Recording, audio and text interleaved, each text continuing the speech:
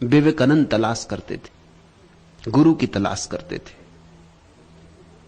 और जिसे भी जानना हो उसे गुरु की तलाश ही करनी होगी। उस तलाश में वो बहुतों लोगों के पास गए, रविन्द्रनाथ के दादा के पास भी गए। उनकी बड़ी ख्याति थी, महर्षि देवेंद्रनाथ, महर्षि की तरह ख्याति थी। वे एक बजरे पर रहते थे। विवेकानंद आधी रात नदी में कूदे, तैर के बजरे पर पहुंचे, सारा बजरा हिल गया। विवेकानंद चढ़े, जाके दरवाजे को धक्का दिया। देवेंद्रनाथ रात अपने ध्यान में बैठे थे। इस पागल से युवक को देखकर बड़े हैरान हुए। कहा, किस लिए आए हो युवक, क्या चाहते हो? ये कोई समय है आने का? विवेकानंद ने कहा कि समय और असमय का सवाल नहीं है, मैं ये जानना चाहता हूं ईश्वर है? ये बेवक्त आधी रात का समय, ये कोई पूछने की बात है?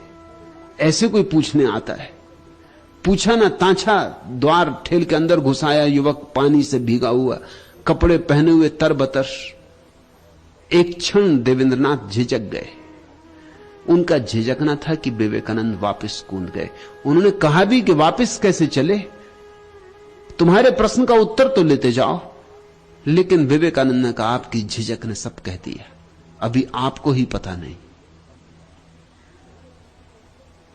और ये बात सच थी। देवेंद्रनाथ ने लिखा है कि घाव कर गई मेरे हृदय में। ये बात सच थी, मुझे भी अभी पता नहीं था, हालांकि मैं उत्तर देने को तत्पर था। फिर यही विवेकानंद रामकृष्ण के पास गया। रामकृष्ण से भी यही पूछा, ईश्वर है? फर्क देखना कितना फर्क है महर्षि देवेंद्रनाथ के उत्तर में और रामकृष्ण के। पूछा, ईश्वर है? रामकृष्ण ने एकदम गर्दन पकड़ ली विवेकानंद की और कहा कि जानना है, अभी जानना है, इसी समय जानेगा।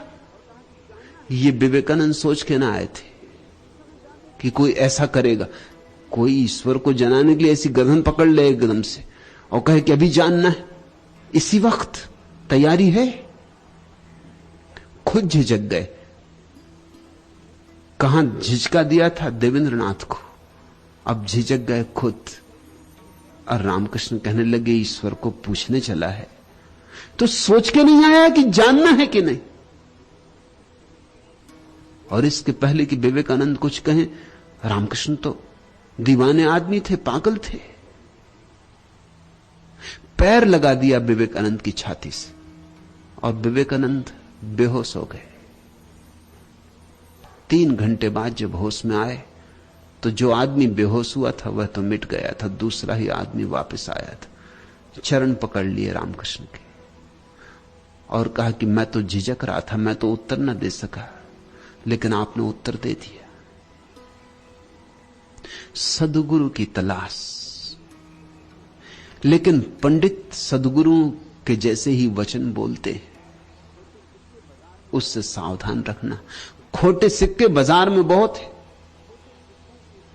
और ख्याल रखना, खोटे सिक्कों की एक खूबी होती, तुम अर्थशास्त्रियों से पूछ सकते हो। अर्थशास्त्री कहते हैं खोटे सिक्के की एक खूबी होती कि अगर तुम्हारे जेब में खोटा सिक्का पड़ा हो और असली सिक्का पड़ा हो तो पहले तुम खोटे को चलाते हो। खोटे सिक्के की खूबी होती कि वो चलने को आतुर होता है। अक्सर ऐसा होगा, तुम्हारे जेब में अगर 10 का एक नकली नोट पड़ा और एक असली, तो तुम पहले नकली चलाओगे ना, जब तक नकली चल जाए अच्छा। और जिसके पास भी नकली पहुंचेगा वो भी पहले नकली ही चलाएगा। तो नकली सिक्के चलन में हो जाते हैं, असली सिक्के रुक जाते हैं।